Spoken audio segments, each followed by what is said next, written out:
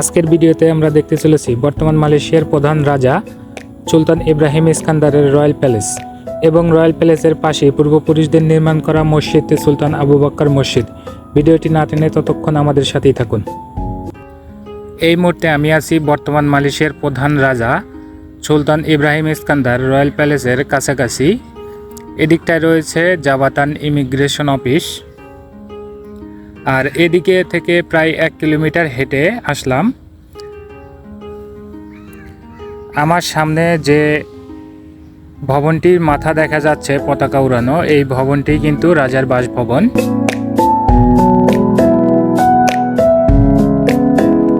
তো রয়্যাল প্যালেসের সামনে এসে ভিডিও করার বেশি সাহস পেলাম না, কারণ পিছনে একটি বিপজ্জনক সাইনবোর্ড দেখতে পেলাম। আসলে এই জায়গাটিতে ভিডিও করার অনুমতি আছে কিনা সেটা সঠিক জানি না, যার ফলে আপনাদেরকে ভালোভাবে দেখাতে পারতাছি না। তবে এর ভিতরের কিছু ফুটেজ আপনাদেরকে দেখাচ্ছি।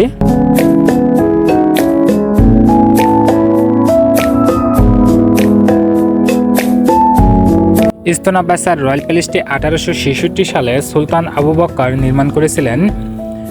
তিনি ছিলেন আধুনিক জহরের স্থপতি। তিনি জহর বারু স্টেটকে আধুনিকায়ন করানোর জন্য বিভিন্ন পদক্ষেপ গ্রহণ করেন, যার ফলে জহর বারু স্টেটে অনেক উন্নতির দিকে এগিয়ে যায়। তবে এই রাজপরিবারের ইতিহাসটা কিন্তু অনেক পুরনো। 16 শতকের গোড়ার দিকে মালাক্কা সুলতানাতের বংশধর আলাউদ্দিন রিয়াদ শাহ জহর প্রতিষ্ঠা করেন।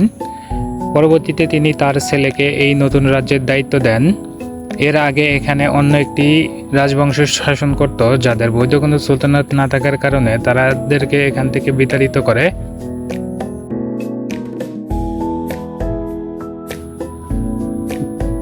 জহর বারু প্রতিষ্ঠিত হওয়ার পরই এরা কিন্তু নিজস্ব সেনাবাহিনী গঠন করে, যা মালয়েশিয়ার অন্য কোনো রাজ্যে নেই।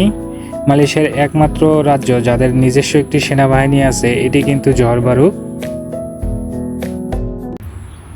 আমার সামনে যে মসজিদটি দেখতেছেন, এর অবস্থান ইস্তনা বাসার রয়্যাল প্যালেসের পাশেই। সুন্দর এই মসজিদটি নির্মাণ করেছিলেন সুলতান আবু বকর। 1892 সালে এর নির্মাণ কাজ শুরু করেছিলেন। পরবর্তীতে 1895 সালে তিনি মারা যান। তার ছেলে এটি 19 শতকে কমপ্লিট করে উদ্বোধন করেন।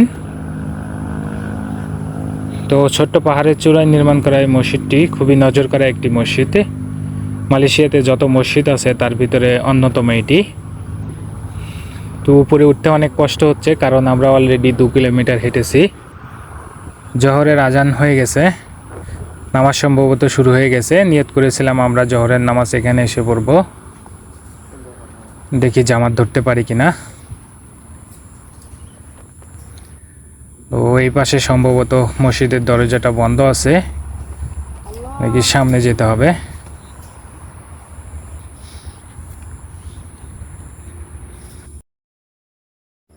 তো নামাজ পড়া শেষ, নামাজ পড়ে বের হলাম। তো নামাজ পড়তে গিয়ে যেটা দেখলাম, মসজিদের ভিতর কিন্তু অসাধারণ সুন্দর, যা দেখার মতো। আমার দেখা সর্বশ্রেষ্ঠ মসজিদ এটি। যে সুন্দর লাইটিং, আমি আগে কখনো এত সুন্দর মসজিদ দেখিনি। তো যাই হোক, মসজিদটা খুবই সুন্দর। তো এই জায়গাটি সম্ভবত খানাপিনার ব্যবস্থা করে, ডাইনিং এরিয়া। কারণ মালাইরা কিন্তু সপ্তাহে একদিন মসজিদে খানার ব্যবস্থা করে, তারা মুসল্লিদেরকে খাওয়াতে পছন্দ করে। এরা কিন্তু ফ্যামিলি সহ মসজিদে আসে, কারণ মালয়েশিয়াতে প্রত্যেক মসজিদে আপনার মহিলাদের জন্য আলাদা ব্যবস্থা আছে নামাজের।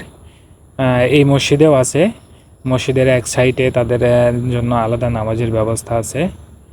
তো মালয়েশিয়াতে যে কোনো মসজিদেই যান না কেন, আপনাদের মহিলাদের জন্য কিন্তু নামাজের ব্যবস্থা। এটা আমাদের বাংলাদেশে নেই, তবে মালয়েশিয়াতে এটা সব জায়গায় আপনি দেখতে পাবেন।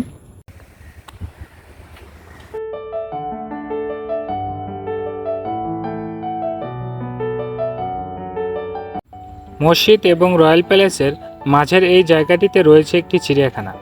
সামনে অনেকগুলো হরিণ দেখে ভেবেছিলাম এই চিড়িয়াখানার ভিতরে যাব, কিন্তু সেটি আর হলো না, কারণ বর্তমান এটি জনসাধারণের জন্য বন্ধ আছে। তাই আজকে আমাদেরকে এখান থেকে ফিরে যেতে হবে।